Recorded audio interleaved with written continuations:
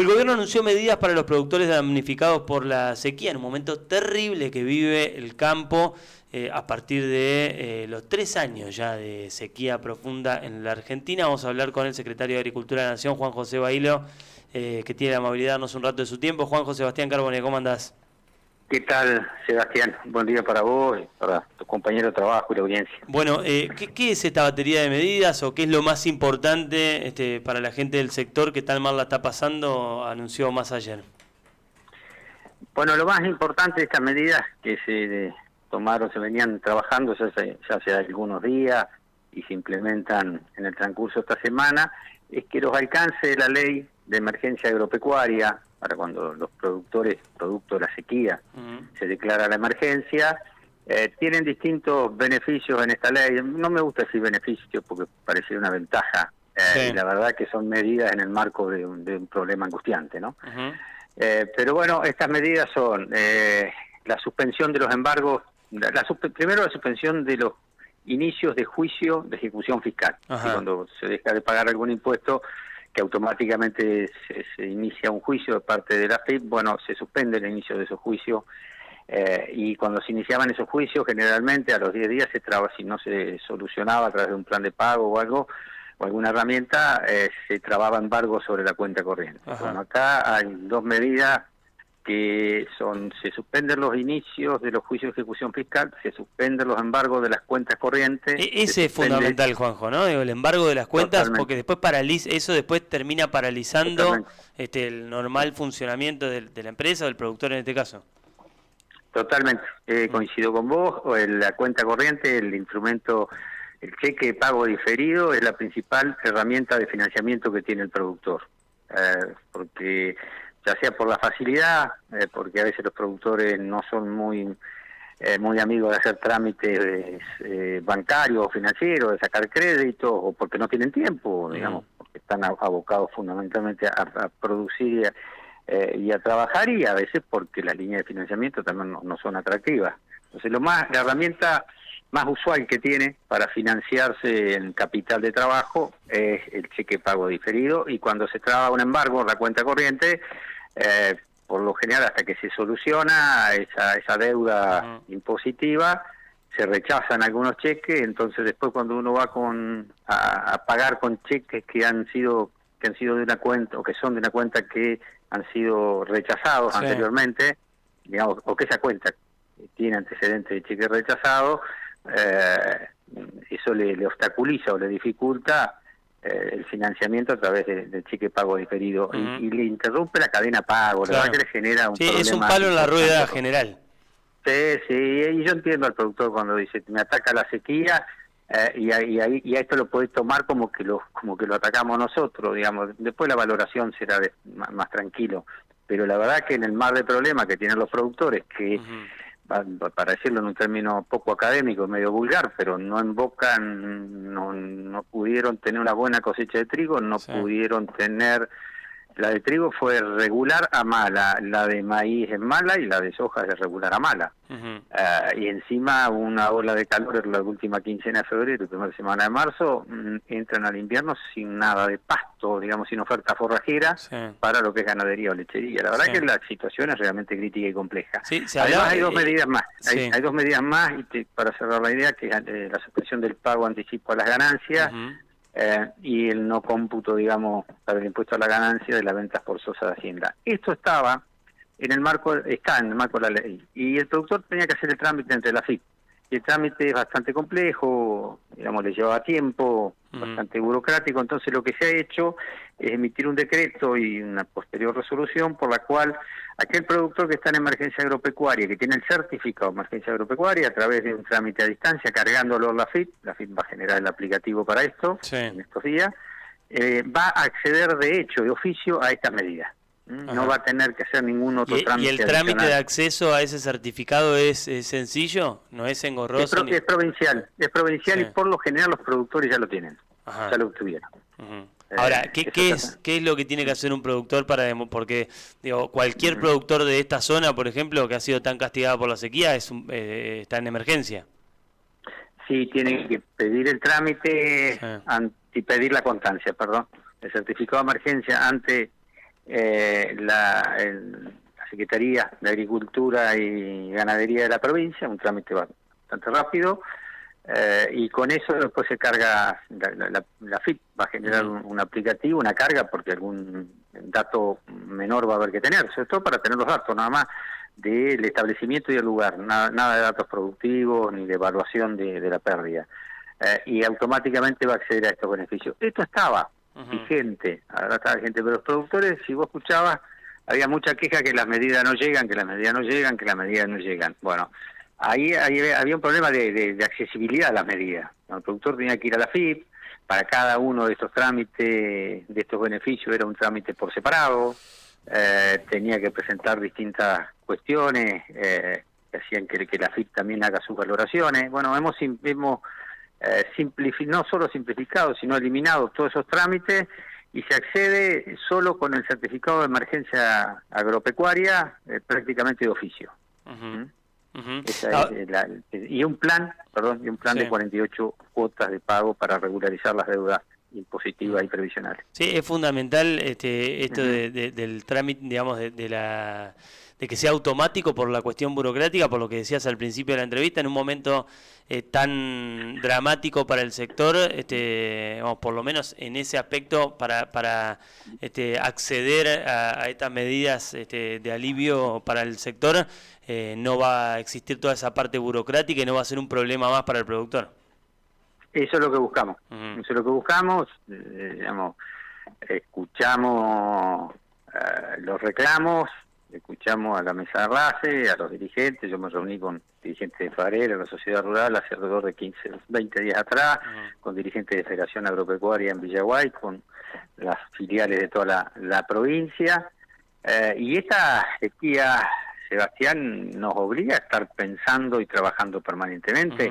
Que haya llovido en los últimos 10 días, casi 15, ahí en nuestra zona, más de 100 milímetros, y veamos los campos ahora ya verdes, digamos, algo recompuesto, no significa que los problemas terminaron. No, claro.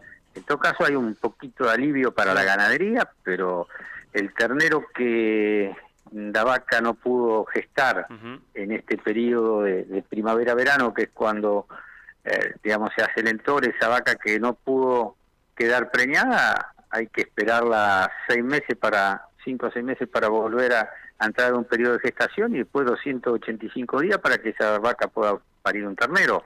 Y eso no se reemplaza con nada. No, y además en esta campaña hay 20 millones menos de toneladas de soja, casi 20 millones menos de maíz, los números son dramáticos.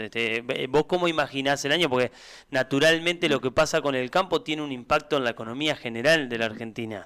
¿Qué año imaginás o pensás que vamos a tener con estos números tan oscuros de lo que ha sido la última campaña en la Argentina en el campo?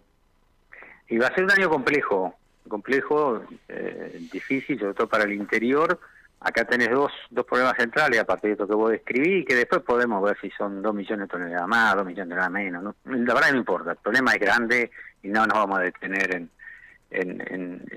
porque además hasta que no tengamos la cosecha final no vamos a saber, pero sí es cierto, y coincido con vos, la enorme pérdida de volumen cosechado. Depende de dónde la midas, es la peor sequía desde 117 años para atrás hasta 70 años para atrás. Así que es innegable el impacto que va a tener.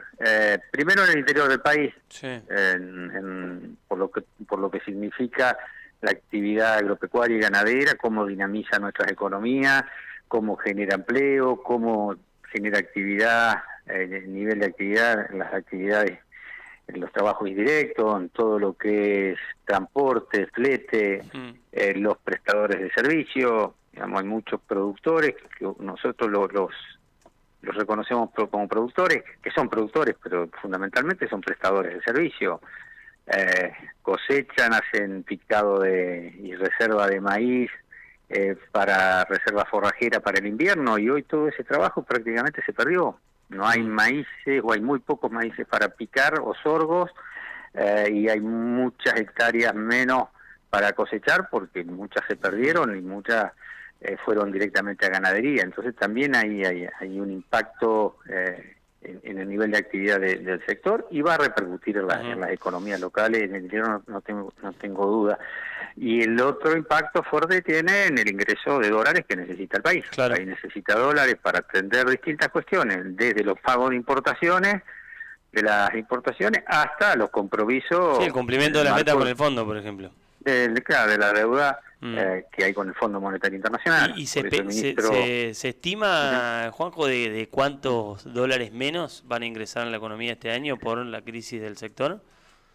Mira, yo soy prudente en ese número, nosotros tenemos un cálculo, obviamente, pero la comunicación y la información de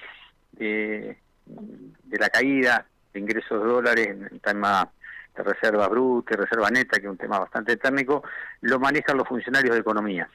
Porque el mercado cambiario, el mercado de cereales y oleaginosa, que nos comprende a nosotros, para decirlo de alguna manera también sencilla, es primo hermano del mercado cambiario, ¿no? Entonces, alguna noticia puede ser usada en cuanto a los volúmenes o en cuanto a los montos, mejor dicho, puede ser usada con alguna especulación, y a ver, los privados lo pueden decir y pueden estar en lo cierto, yo no voy a debatir con ellos, pero yo soy funcionario público, no puedo abonar a una inestabilidad o a que alguien quiera sacar alguna ventaja en el mercado cambiario, a través de alguna especulación. Entonces debo ser prudente, pero que el impacto es importante, no lo vamos a negar. ¿Las medidas comprenden a los dueños de los campos o también a los arrendatarios? Que era una duda que tenían, por ejemplo, ayer la planteaban desde Federación Agraria. Y si el dueño se pidió la declaración, el certificado de emergencia agropecuaria y está en una zona de emergencia agropecuaria, también le alcanza. Por lo general el propietario, esto es un ejemplo muy práctico, digamos, sin valoraciones, pero el propietario de un campo que no produce y lo arrienda para que un colono lo siembre, accede al certificado de emergencia agropecuaria para diferir el pago del impuesto inmobiliario provincial. Pues la ley de emergencia agropecuaria tiene alcances de impuestos nacionales y de impuestos provinciales, por lo cual el propietario del campo por lo general accede para diferir el pago del impuesto inmobiliario. Así que si tiene, y ahí nosotros no. Ahora, ese no trámite, discriminar, ese trámite de la emergencia, Juanjo, porque me escribía alguien de cómo hacerlo, si es engorroso o no. Estaba leyendo también un tuit del gobernador, bueno, replicando las medidas de Sergio Massa. Vos decís, esto lo canaliza, la emergencia la canaliza el gobierno de la provincia de Entre Ríos. Ese certificado lo emite la provincia. Sí, lo emite la provincia. El trámite así que está previsto en la ley, ¿no? Que la 26.509, que es la ley que le da normativa a la emergencia agropecuaria.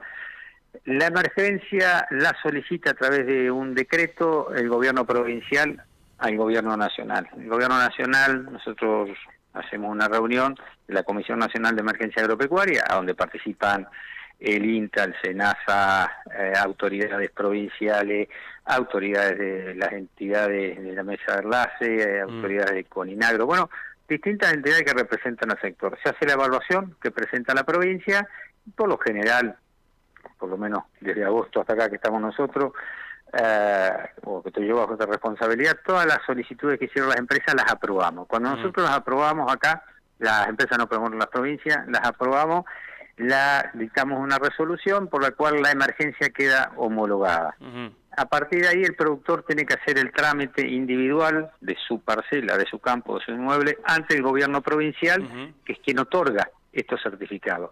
Estos certificados después le sirven para diferir impuestos provinciales, para diferir impuestos nacionales, y en este punto es donde nosotros hemos simplificado de manera importante estos trámites para los impuestos nacionales, y para las refinanciaciones en el sistema financiero. Digamos, si yo soy un productor en emergencia agropecuaria y tengo una deuda que no la estoy cumpliendo por problemas de ingresos, por producto de la emergencia, el banco tiene la obligación de refinanciarme esa deuda en el Banco Nación, por ejemplo, lo hace a un año o hasta que termine la emergencia a la tasa original. Porque hay muchos créditos que se tomaron con tasas del 40, el 45% hace un par de años atrás, y hoy la tasa es es prácticamente el doble. El doble, Bueno, claro. en el Banco Nación, en el marco de esta emergencia agropecuaria, nosotros hemos consensuado que el banco va a refinanciar a la tasa original y tienen un año de gracia. Si tenés trámite de impuesto a partir de la obtención del certificado de emergencia agropecuaria, obtener beneficios, a mí no me gusta decir beneficios, pero vamos a ponerle beneficios, Sí. De impuestos nacionales, provinciales y en el sistema financiero. Está bien.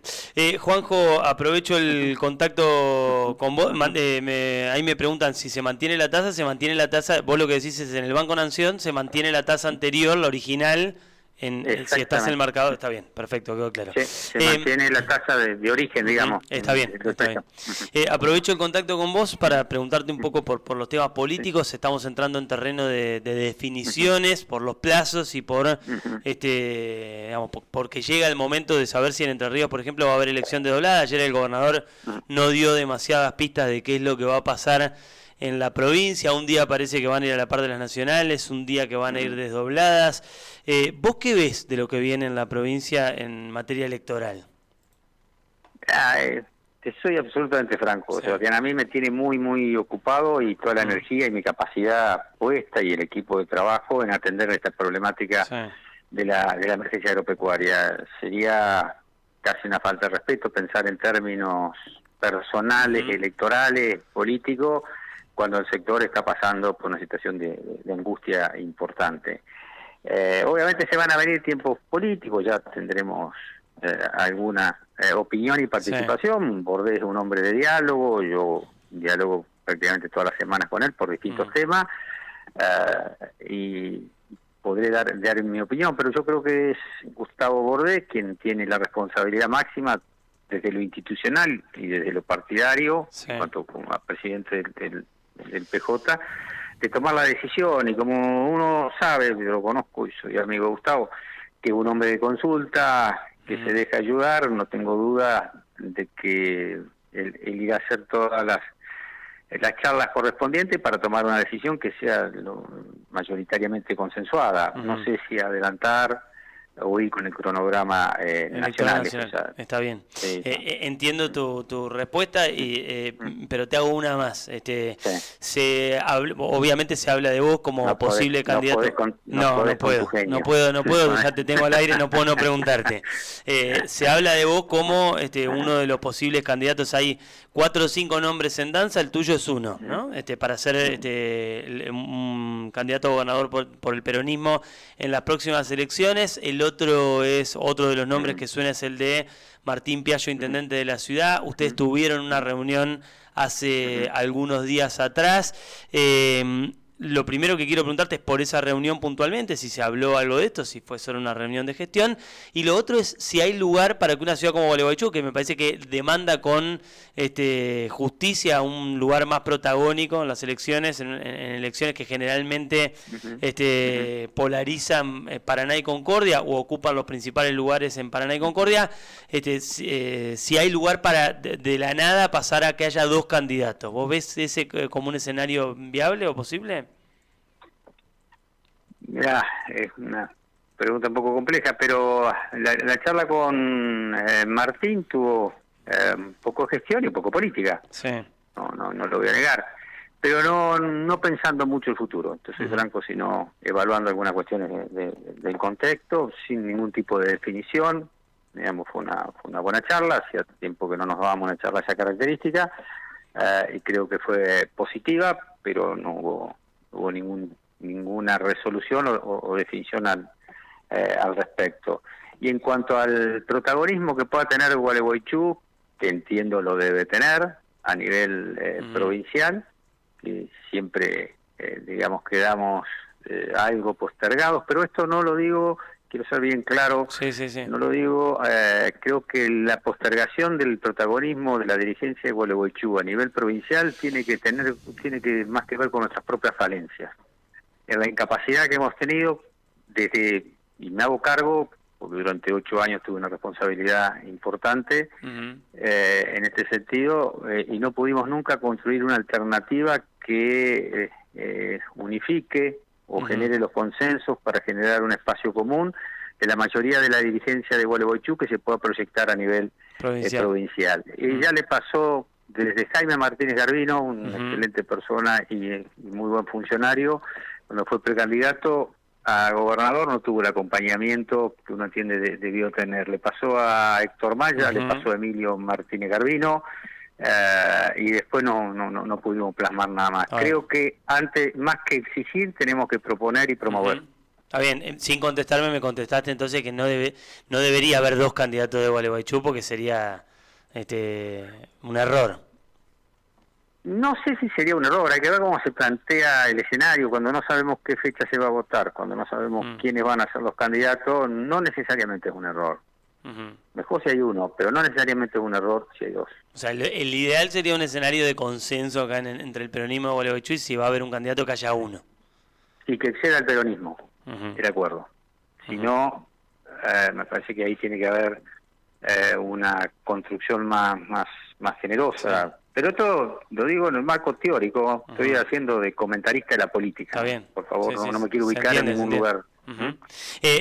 Ahora sí te prometo que es la última. En algún momento se habló de una idea del gobernador de mandar los pesos pesados a jugar a las ciudades, ¿no? Entonces se hablaba de Laurito en Concepción del Uruguay, de vos jugando acá en Gualeguaychú. Incluso hasta se habló del gobernador, se habla en los rumores de la política, ¿no? Se hablaba hasta del gobernador yendo a Concordia. Vos es algo que descartás, ¿no? Esto de ser intendente nuevamente de Gualeguaychú ya es parte del pasado, no del futuro.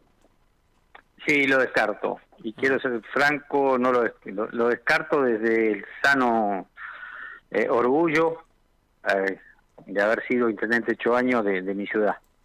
Lo decía yo hace casi 8 años cuando estaba terminando, la experiencia de ser intendente después de la experiencia de ser padre de 4 hijos fue la mejor experiencia de mi vida. Te hace mejor persona, te incorpora vivencias y experiencias que desde otro lugar no lo pudieras vivir, y ser un servidor público más desde la responsabilidad de intendente, la verdad que es una lección de vida digamos muy interesante como persona. Pero ya fui 8 años, creo que di todo lo que pude, y no está en mis planes ni lo pienso volver a ser candidato a intendente de Gualeguaychú, y más allá de eso el eterno agradecimiento a los vecinos por haberme permitido serlo esos 8 años, ¿no? Juanjo, gracias como siempre por el tiempo, te mando un abrazo. No, gracias a ustedes. Hasta pronto. Juan José Bailo, secretario de Agricultura de la Nación, hablando con nosotros de las medidas de alivio. Dice Bailo, me cuesta decir que es de beneficio porque es un momento crítico del sector como para hablar en ese sentido. Ayer el hashtag utilizado por el ministro de Economía, también por el propio Bailo, incluso ahora por el propio gobernador, es alivio para el sector, creo que alivio al campo, ¿no? Vos sabés que tuiteó el gobernador de la provincia respecto a esto que vos decís, dice: el impacto de la sequía en la producción de nuestra provincia y de gran parte del país es grave. Las medidas anunciadas por Sergio Massa junto a Juanjo Bailo van en la misma línea de la ayuda que instrumentamos recientemente en Entre Ríos, son un alivio al campo, con el hashtag utilizando lo mismo que Sergio Massa. Dijo: situaciones como esta sequía nos enseñan la importancia de contar con gobiernos que sepan escuchar y trabajar en conjunto con los sectores productivos. Eso estamos haciendo a nivel nacional en Entre Ríos, sus municipios y demás. Respaldar al campo es cuidar muchas fuentes de trabajo. Esto tuiteó hace un ratito nada más el gobernador Gustavo Bordet. Bueno, me decías ayer, vos hiciste una nota con Matías Martiarena de Federación Agraria y era el pedido del Exactamente. sector. Sí, lo que decía Matías Martiarena justamente es esto. Dice: nosotros no nos está ingresando nuevo dinero, tenemos deuda, y cuando nos atrasamos desde AFIP y desde los bancos nos embargan las Eso cuentas. Eso es tremendo. El embargo de las cuentas, claro, para los productores o para cualquier empresa es tremendo porque es lo que te paraliza. Digamos, claro, te genera algo peor, que es, además de la crisis, de que no puedes operar. Totalmente. Entonces, realmente es un problema. Este era uno de los pedidos concretos, y aparte otra cosa que decía Martiarena es que, por ejemplo, los beneficios de el impuesto inmobiliario, ¿quién paga el impuesto inmobiliario? El dueño. El dueño del campo es el que se veía beneficiado con esta medida. Pero ¿qué pasa con quienes son arrendatarios, con los que van a alquilar el campo justamente para trabajar, que es la mayoría del sector productivo? Dice, nosotros no vemos ningún beneficio. Entonces, bueno, esto sí viene a darle algún tipo de respuesta a todos los sectores, a todo el sector del campo. Lo repasamos si querés, Eva. Es el suspensión del inicio de juicios de ejecución fiscal, eso es cuando no te embargan las cuentas, también la suspensión del pago a las ganancias y también el no cómputo de las ganancias en la venta forzosa de Hacienda. Digo, muchas tuvieron que desprenderse de Hacienda forzosamente porque, por ejemplo, no tenían para darles de comer, morían los animales en el campo, o también para enfrentar algunas deudas o algunos pagos que tenían que realizar. Bueno, de esta manera no se va a computar tampoco las ganancias en ese sentido.